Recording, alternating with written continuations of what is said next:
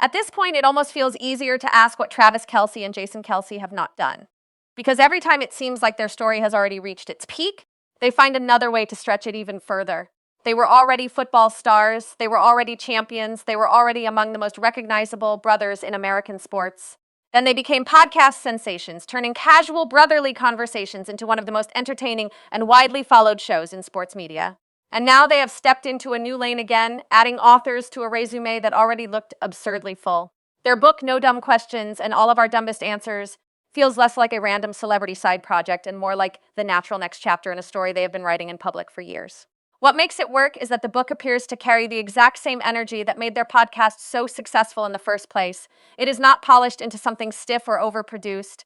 It is not trying to sound wiser than it is. It leans into the fact that the brothers are funny, blunt, self-aware, occasionally ridiculous, and surprisingly heartfelt when they drop their guard. That is the appeal. Their audience does not come to them because they expect two perfect philosophers of modern life. People come because they want honesty, chemistry, and the sense that these are two guys who can talk about football, family, relationships, pop culture, and nonsense all in the same breath without ever sounding fake. The move into books works because the Kelces are not trying to reinvent their identity. They are simply taking the voice that already connected with millions of people and giving it a longer shelf life in print. What really stands out in the material surrounding the book is the way both brothers describe the project as an extension of something much deeper than a business opportunity. At the center of it is not branding, it is not even fame. It is the bond between two brothers who, despite the scale of their careers, still seem most energized by the opportunity to talk to each other. Jason's comments capture that especially well. Underneath the jokes, what he is really saying is that he gets to share this experience with the person who knows him best and whom he knows best. That matters. For all the celebrity around them, for all the cameras, stadium lights, interviews, endorsements, and public fascination, the emotional core of their success still comes back to brotherhood. Jason does not speak like someone chasing relevance after football. He sounds like someone who cannot believe life has handed him yet another chance to spend meaningful time with his brother while the rest of the world somehow finds it entertaining. That combination of disbelief and gratitude is part of what makes the Kelces compelling. Jason's tone carries the perspective of an older brother who has seen the full arc, from childhood chaos to professional glory to a completely unexpected second act in media and publishing. He recognizes how strange it all is. He also recognizes how lucky it is. And when he says that the world now gets to see the side of Travis that the family has always known, it reveals one of the key reasons this whole phenomenon has lasted. The public may have first met Travis as a charismatic star tight end, but through the podcast and now the book, they are meeting the full person. Loud, affectionate, funny, intense, and emotionally transparent in a way that many athletes are trained to hide. That is where Taylor Swift's now famous description of Travis as a human exclamation point becomes more than just a celebrity quote. It sticks because it feels accurate in a way that the people closest to him instantly recognized. Jason's reaction to that description is telling. He does not treat it like some cute line from an outsider peeking into their world. He treats it like someone finally articulated in just a few words the essence of the guy they have always known. And that matters because it reflects something broader about the Kelce story. Public fame often flattens people. It turns them into caricatures, headlines, memes, or symbols. Travis can easily be reduced into a handful of familiar labels: superstar athlete, entertainer, boyfriend of the biggest pop icon in the world, high-energy personality, future Hall of Famer. But the phrase human exclamation point cuts through all of that and captures his force of presence. It suggests movement, volume, enthusiasm, emotional clarity, and a kind of joyful intensity that doesn't need to be translated. Jason embracing that description says a lot. It suggests that despite all the noise that surrounds Travis, the people who know him best feel that the core of him is still being seen correctly. In a media environment where celebrity relationships are endlessly overanalyzed, that detail lands because it sounds grounded rather than manufactured. It also fits neatly into the broader emotional ecosystem of the Kelce brand. Their appeal does not come from mystery, it comes from access. The more people see of them, the more coherent they seem. The public image and the private description line up. That kind of consistency is rare, and audiences notice it, even if they do not always consciously identify it. Jason's side of the excerpt also reveals something else important about why the brothers work so well. He is the perfect counterweight to Travis. Where Travis often arrives like a burst of energy, Jason brings a kind of grounded, slightly bewildered realism. He can be sentimental, but he rarely lets sentiment drift too far without undercutting it with a joke. That balance keeps the emotional tone from ever becoming too polished or too precious. Even when Jason reflects on how surreal it is that people want to hear what he and his brother have to say every week, he does it with an almost profane disbelief, like a guy who still has not entirely adjusted to the fact that his family's private rhythm somehow became public entertainment. That disbelief is not fake humility. It seems tied to the background both brothers came from. These are not men who were raised expecting to become cultural institutions. They were sports-crazy kids from Northeast Ohio, competing, joking, dreaming, and trying to make something of themselves through football. So when Jason talks about his daughters and jokes about them avoiding the family tradition of getting kicked out of preschool, or when he playfully credits Kylie's jeans while mocking the family's vanity, he is not just being funny. He is preserving that same family texture that people have come to love. The Kelce world is not presented as pristine. It is presented as noisy, affectionate, imperfect, and lived in. That texture matters. It gives their humor weight because it feels like it grew out of real family life rather than being manufactured in a writer's room. Travis, on the other hand, frames the story from the perspective of someone who still feels the thrill of the dream in full color. His comments are not just about success. They are about continuity between childhood imagination and adult reality. What comes through most clearly is that he still sees himself and Jason as those same football-obsessed kids, only now older, decorated, and absurdly overqualified to relive the dream together. That is a powerful way of understanding what New Heights became. On the surface, it is a podcast. In practice, it is their way of reclaiming the time that football schedules used to steal. Professional sports can make even close families feel distant. Seasons blur together. Travel, practice, rehab, meetings, media obligations, and game prep swallow entire months. Travis basically admits that one reason the show exists is because it forced the brothers to reconnect regularly. They solved their own problem and invited the whole world into the solution. That is part of the genius of it. The audience is not just watching a product, they are watching a relationship maintain itself in real time. That is why the banter works. It is not manufactured chemistry. It is maintenance, memory, rivalry, affection, and routine all blended together. By extending that dynamic into a book built around fan questions, the brothers are essentially preserving the same emotional contract with their audience. Come hang out with us, ask what you want, and we'll give you the most honest, funniest, and occasionally least useful answer possible. The concept of no dumb questions also reveals something deeper about why their platform has become so broad. In theory, the title sounds casual and humorous. In reality, it speaks directly to one of the biggest barriers people feel around sports, celebrity, and public conversation in general: the fear of sounding uninformed. Travis openly leans into the idea that there is always something to learn, and that pretending to be the smartest person in the room is a bad instinct. That mentality broadens their audience.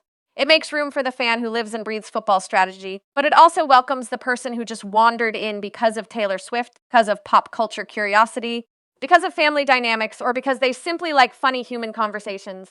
By saying, this is a safe place for the questions and people feel embarrassed to ask, the Kelces lower the gate. They remove the intimidation factor. And that is not a small thing. Sports culture can often be performative and exclusionary, especially for newcomers. The Kelces, intentionally or not, built something that softens those edges. Their humor is not based on punishing ignorance. It is based on sharing it. They are comfortable looking dumb. They are comfortable being corrected. They are comfortable moving between deep football passion and completely unserious hypotheticals. That makes the whole thing feel open rather than tribal. It is one of the reasons their audience expanded beyond typical sports listeners and into a far more mixed cultural space. That mixed cultural space becomes especially visible in the second part of the material you shared, the segment involving Travis, Taylor, Cleveland, and the Cavaliers game against the Knicks. On the surface, it is a funny conversation about a bad night for a hometown team. Underneath it, there is much more going on. It becomes a miniature case study in everything the Kelces represent: sports loyalty, regional identity, brotherly teasing, celebrity crossover, emotional honesty, and the weird comedy of being both deeply famous and deeply ordinary at the same time. The phrase "flee to the cleave" already tells you what kind of tone they are operating in. It is dramatic, playful, and self-mocking all at once. This is not a glossy celebrity couple narrative where every public appearance is framed as some pristine, curated fairy tale. It is a guy taking someone he loves back to one of the places that made him, only for that visit to include the full Cleveland sports experience: hope, atmosphere, loyalty, pain, and disappointment. There is something almost perfect about that. If Travis wanted to show Taylor what Cleveland means to him, then losing in painful fashion is not some unfortunate interruption to the lesson. It is part of the lesson. Cleveland's sports identity has never been just about victories. It is about enduring heartbreak with stubborn pride, showing up anyway, and loving the city hard enough to let it hurt you repeatedly. What makes the basketball discussion interesting is that the brothers are not talking about the game in some detached celebrity way. They sound like real fans who understand what it means for a team to lose, not just on the scoreboard, but emotionally.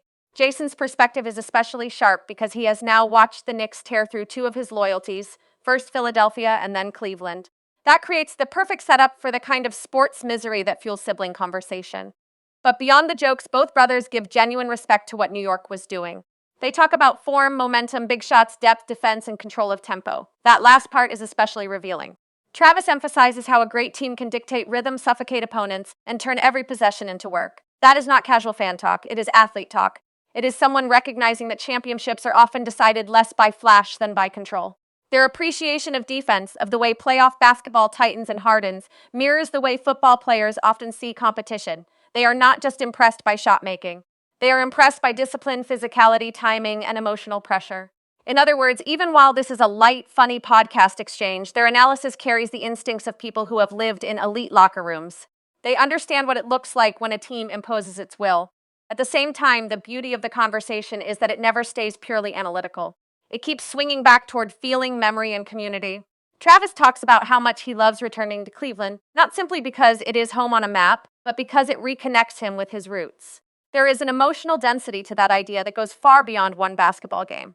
For people who leave home and make it big elsewhere, there is often a strange split identity that follows them forever. The world may know Travis as the face of Kansas City football, as a global celebrity, as one half of one of the most watched couples in pop culture. But there is a part of him that still belongs to Northeast Ohio in a way that cannot be replaced by fame, money, or trophies. That is why the game mattered. That is why bringing Taylor mattered. He was not just escorting her to an event, he was sharing a piece of origin story. And origin stories always matter more than outsiders realize. They explain the emotional wiring behind people's public lives. By taking Taylor into that environment, he was not only giving her entertainment, he was giving her context. He was showing her a city, a fan culture, and a strain of emotional endurance that helped shape his worldview long before the rest of the world knew his name. The brothers' discussion of Cleveland fandom also highlights something profound about sports as a social inheritance. Travis and Jason are not Cleveland fans by accident. This is not temporary enthusiasm. It is inherited identity built from childhood habits, family routines, and shared regional pain. When they talk about being diehard Cleveland sports fans, it carries the weight of years. It means Browns misery, Cavs heartbreak and hope, baseball memories, arena nights, local pride, and all the emotional nonsense that gets absorbed when you grow up loving teams before you understand how irrational sports love really is. That is why the radio host joking that Taylor was baptized into Cleveland sports pain feels so accurate. The word is funny, but it captures a real phenomenon. To understand a city through its sports culture is to undergo a kind of initiation. You do not just watch, you suffer, you celebrate, you get your hopes up, you watch them collapse. You come back again. In cities like Cleveland, fandom is not a luxury identity, it is a civic language. Travis knows this, Jason knows this, and that is why the conversation about a simple date night becomes so emotionally resonant. It becomes a story about trying to share one's home culture with someone else, fully aware that the pain is part of the package. The fact that Travis explicitly says this was not about converting Taylor into a Cleveland sports fan is also important. That clarification reveals something mature and quietly meaningful about the relationship dynamic being presented. He is not trying to recruit her into some performative act of loyalty. He is not trying to stage manage her identity for public approval. He is simply bringing her into parts of his life that matter to him. That distinction is huge. It turns the outing from spectacle into intimacy. He explains that he enjoys bringing her into the sports experiences he has always loved, whether that means basketball, tennis, baseball, or other events tied to his interests and memories. In that sense, the Cleveland game becomes part of a larger pattern of relational sharing. People often think of grand gestures as the most meaningful part of famous relationships, but what Travis describes is something more ordinary, and because of that, more believable. He likes bringing her into his world. He likes watching her experience the things that shaped him. That is not a headline-seeking gesture. That is what a lot of people do when they care about someone. The fame around them makes it more visible, but the behavior itself is familiar. That familiarity is probably part of why people keep paying attention. For all the scale of their celebrity, moments like this still carry the emotional logic of regular life. Then there is the humor around the suffering itself, which is a huge part of why the segment works so well. Travis describing Taylor as getting the real Cleveland sports experience and the radio host saying she was baptized by that loss captures the city's long-standing coping mechanism. If you cannot always win, you learn to laugh at the cruelty with other people who understand it. Sports heartbreak, when shared, turns into folklore. That is especially true in places that have spent decades living in the shadow of bigger markets or more consistently successful franchises. Cleveland fans do not just root. They narrate pain, they catalog absurdity, they turn disappointment into community theater. The Kelces understand that cultural style instinctively because they grew up inside it. So when Travis talks about it being tough to watch the loss but still loving the electricity in the building, he is speaking in the language of a fan base that knows atmosphere can matter even when the result hurts. There is value in being there, in feeling the city alive, in hearing the arena, in recognizing the collective emotion. In that sense, losing does not erase the night, it changes the flavor of it. The night becomes more Cleveland, not less. The argument about the announcer calling Travis a product of Shaker Heights instead of Cleveland Heights might seem like a small comic aside, but it actually reveals a lot about place, memory, and identity. To outsiders, it can sound petty. To locals, it is not petty at all. Places carry texture. They carry rivalry, class assumptions, neighborhood borders, school loyalties, reputations, and emotional meaning that outsiders often flatten. Travis being visibly annoyed by the mistake is funny because it is instantly recognizable to anyone who has ever heard their hometown misrepresented by someone who assumed one suburb was basically the same as another. Jason plays it perfectly, acknowledging the proximity and showing love to Shaker while still defending the distinction. That exchange is about more than geography. It is about the right to name your own roots accurately. When public life gets very large, those specific local details become even more precious. The more the world turns you into a symbol, the more it matters that someone still gets the street level facts right. I'm from the Heights is not just a correction, it is an assertion of belonging. It is a reminder that behind the celebrity identity is a person with a specific map in his head, a specific local pride, and a specific version of home that should not be blurred into generic Ohio nostalgia. The arena seat conversation might be the funniest example of how quickly the brothers can turn from cultural analysis to pure observational comedy. But even that moment carries a little more meaning than it first appears to. They are laughing about how tiny and awkward those courtside seats can be, how difficult it is to rise out of them, how weird it feels for big bodies to fit into a space clearly not designed with NFL linemen and tight ends in mind. It is a ridiculous image, and that is why it works. Yet underneath it is another layer of memory. Jason recalls earlier experiences near the floor and how those seats offered a totally different understanding of NBA athleticism. From that vantage point, basketball players stop looking merely impressive and start looking almost impossible.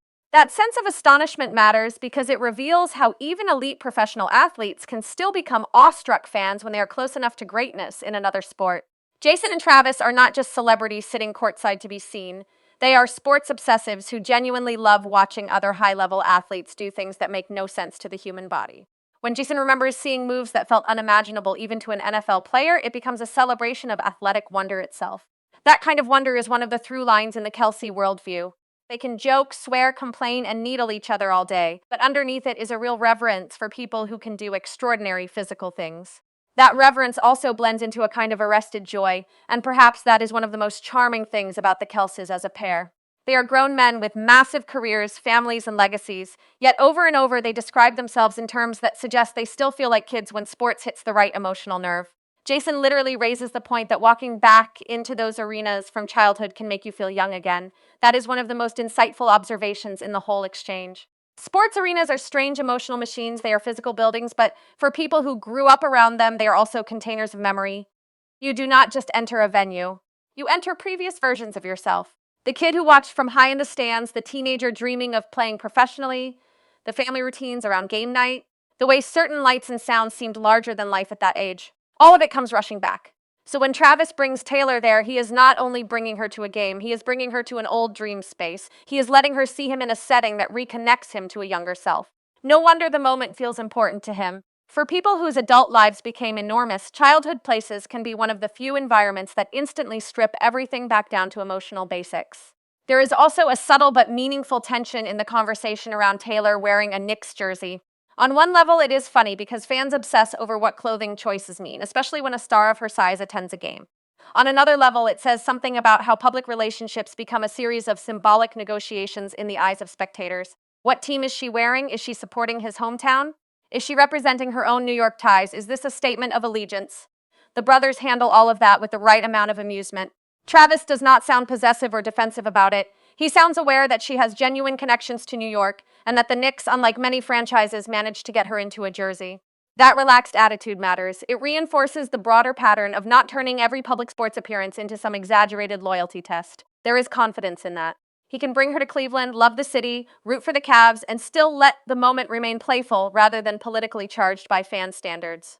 In a culture where audiences constantly try to force neat narratives onto public figures, that ease stands out.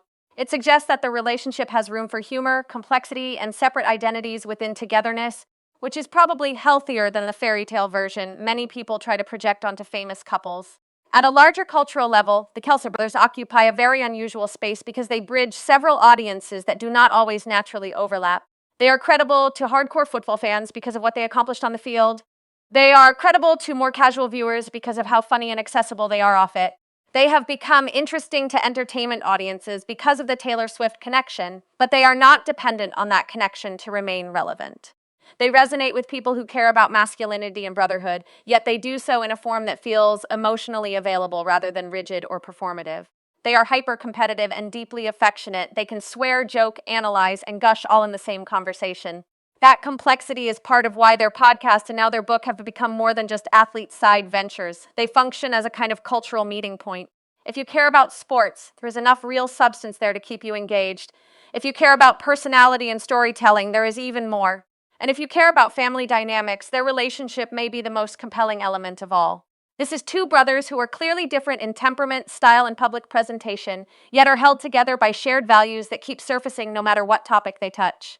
Those shared values matter because they explain why the whole thing never feels hollow. Travis himself points out that for a long time, people may have known they were brothers, mostly because they shared a last name across NFL jerseys. From the outside, they could look like opposite types. Jason was more grounded, more bluntly practical, more visibly built around grit and toughness. Travis came off as more flamboyant, expressive, and electric. One looked like the guy who would show up and weather incorrect clothes without caring. The other looked like he was built to command a camera.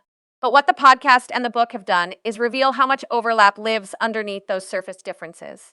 They are both deeply rooted in family. They both love football with a near childlike sincerity. They both enjoy absurd humor. They both have strong emotional memory for where they came from.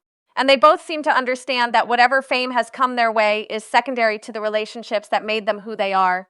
That is why their stories about childhood dreams do not sound canned, they sound lived. When Travis talks about becoming a pro and still feeling like one of those kids from back then, it works because he is not pretending adulthood erased the wonder. He is saying the wonder survived. That survival of wonder is actually central to both the book and the podcast as creative projects. The easiest thing for two decorated athletes to do would be to become overly polished. They could flatten themselves into motivational cliches or corporate safe reflections about leadership and success. Instead, they have built an entire public voice around curiosity, humor, informality, and the willingness to sound ridiculous. That is not an accident. It is a strategic and emotional choice. In a world where public figures are heavily managed, the Kelces have made unpredictability part of the appeal. One minute they can talk seriously about the structure of playoff defense or the emotional weight of returning home. The next minute, they can detour into jokes about preschool expulsions, badly designed seats, rival suburbs, or ridiculous hypotheticals about survival on deserted islands. That tonal flexibility is one of the hardest things to fake. It depends on trust between the speakers. They know how far to push each other, when to undercut sentiment with comedy, and when to let sincerity land. That is why a book built around fan questions actually makes sense. The format allows their minds to move naturally. It invites digression. It welcomes the strange. It keeps them from having to perform a more formal literary seriousness that would probably strip away much of what people love about them. If you step back and look at the larger story being told through both the book excerpt and the Cleveland conversation, a clearer narrative begins to emerge. The Kelces are not just selling entertainment. They are selling continuity. They offer the feeling that success does not have to erase origin, that brotherhood can survive ambition, that public life does not automatically destroy private texture, and that growing up does not require abandoning the goofy intensity that made childhood fun in the first place. Jason can retire from football and move into broadcasting. Travis can continue his NFL career while living under unprecedented celebrity attention. Together, they can publish a book, sell out live events, and dominate online conversation.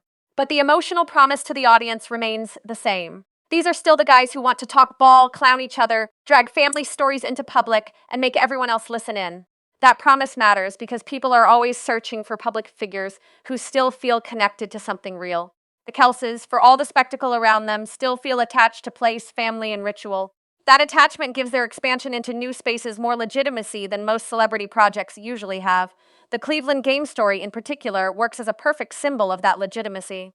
It has everything. There is regional pride, there is sports heartbreak, there is the blending of celebrity worlds, there is brotherly banter, there is attention to tiny local details. There is awe for athletic greatness, there is comedy built from pain. And there is the unmistakable sense that beneath all the public fascination, Travis was simply trying to share something personal with someone important to him. That is why the story lasts longer than a tabloid headline. It tells you something real about how he moves through the world. He wants to revisit the places that made him. He wants to bring people he loves into those memories. He wants to remain tied to home while still fully inhabiting the massive life he built elsewhere. For fans, that is a compelling emotional arc because it mirrors a tension many people feel in smaller ways. How do you move forward without losing the thread back to where you started? Travis does not answer that question in some philosophical monologue. He answers it by showing up courtside in Cleveland, talking about the loss, laughing at the pain, correcting the geography, and sounding genuinely happy just to have been there. By the end of all of this, what becomes most clear is that the Kelce brothers' superpower is not just talent, timing, or cultural relevance, it is translation. They translate elite sports into everyday language. They translate family dynamics into mass entertainment without draining them of authenticity. They translate fame into something approachable. They translate their own nostalgia into a public invitation. And now, with no dumb questions and all of our dumbest answers, they are translating the free-flowing spirit of their podcast into a format that lets readers sit with them a little longer. The book appears to promise exactly what has always made them successful together. No snobbery, no pretending, no polished distance, just curiosity, confidence, chaos, affection, and the occasional completely unhelpful answer. That may sound simple, but it is not easy to pull off. Plenty of famous people can generate attention. Very few can generate the feeling that audiences are being welcomed into an already lively room rather than sold a product from a stage. And maybe that is the best way to understand why this moment in the Kelce story matters. On paper, it is easy to list the facts. 2 NFL brothers, multiple Super Bowl rings, hit podcasts, new book. One of them dating and planning a life with one of the most famous women on earth. A viral courtside appearance in Cleveland, a humorous conversation about fandom roots and sports pain. But facts alone do not explain impact. What explains impact is the emotional through line connecting all of it. Jason and Travis keep finding new platforms, but the same human qualities carry through every time. They are still amused by each other. They are still proud of where they came from. They are still in awe of sports. They are still willing to look ridiculous. They are still curious. They still sound like brothers before they sound like brands. That is why the book feels like more than a publishing event. It feels like another window into a relationship that has somehow remained recognizable even as the scale of public attention around it exploded. And that is why the Cleveland story feels like more than just celebrity sighting content. It feels like a continuation of the same narrative. 2 brothers who made it all the way to the top and somehow still talk, argue, laugh, and remember like the kids they used to be. So if this latest chapter proves anything, it is that the Kelce phenomenon is not really built on novelty, even if their accomplishments keep expanding. It is built on the durability of a certain emotional formula. Brotherhood without stiffness, fame without total detachment, success without losing the hometown pulse, and humor without losing heart. Jason gets to sit back and marvel that people actually care what he and his brother have to say. Travis gets to live out his childhood football dream and then keep extending that dream into media, books, and memories shared with the people he loves. Together, they have turned ordinary things, talking, teasing, asking dumb questions, going to games, remembering home, into a public art form that feels strangely comforting in a very manufactured era. They make room for expertise without arrogance, for celebrity without coldness, for masculinity without emotional shutdown, and for nostalgia without sentimentality becoming syrupy. That is not nothing. In fact, that may be the reason they keep winning in spaces far beyond the field.